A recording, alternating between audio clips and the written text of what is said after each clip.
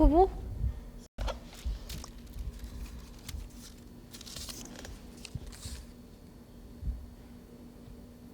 Alors, souvenirs à venir.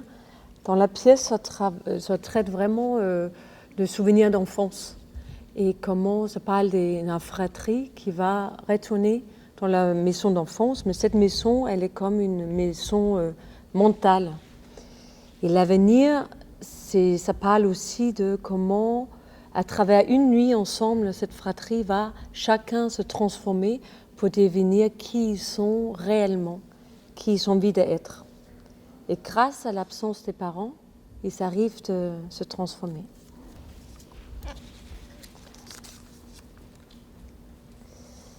Voilà 3 mots pour écrire. Alors, c'est souvenir d'enfance, transformation et fratrie.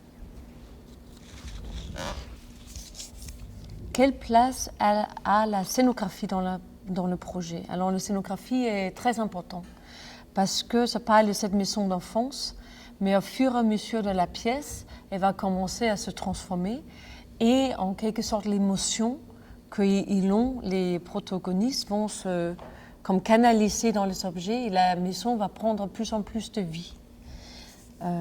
Alors le scénographe c'est Valérie Jung et beaucoup en écriture, en travail avec moi. Moi je m'inspire beaucoup de scénographie pour imaginer des pièces. Pourquoi ce titre, La mélodie de l'hippocampe? Oh là là, c'est le pire. Alors, l'hippocampe, on a pris le voix, elle est venue comme ça, quoi.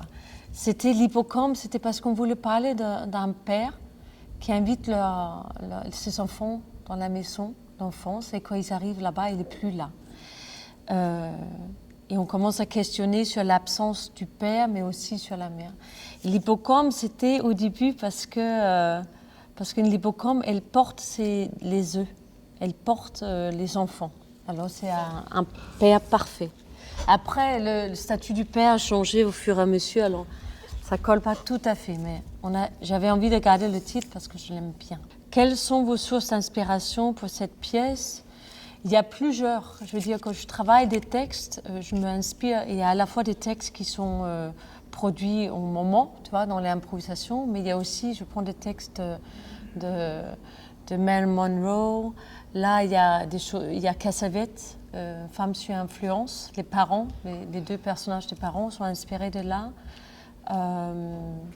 Je m'inspire beaucoup de photos de Nan Goldin, aussi des plasticiens. C'est pour vraiment travailler la pièce, c'est vraiment un côté plastique. Alors, beaucoup de plasticiens. Il y a un photographe, Gregory Gruson, qui m'inspire beaucoup pour l'ambiance de la pièce. Peut-on dire tout avec le corps? Je crois qu'on peut dire beaucoup avec le corps, mais pour moi, le voix, c'est aussi un outil de travail. Alors, je veux dire, c'est aussi un outil. Alors, j'aime bien beaucoup ramener le texte dedans, mais c'est tout le temps en lien avec le corps. C'est toujours généré par le corps. Théâtre, cirque ou art plastique? Alors, en fait, c'est les 3. Je veux dire, nous, on est vraiment en compagnie Anomalie, c'est vraiment une compagnie de cirque, mais on a un vrai travail dramaturgique dans les pièces. Alors, il y a du théâtre. Et art plastique, c'est vraiment quelque chose qui est très important pour moi quand je travaille. C'est comment rendre des choses plastiques. Alors, il y a un parti pris fort de l'art plastique qui, notamment, dans la scénographie.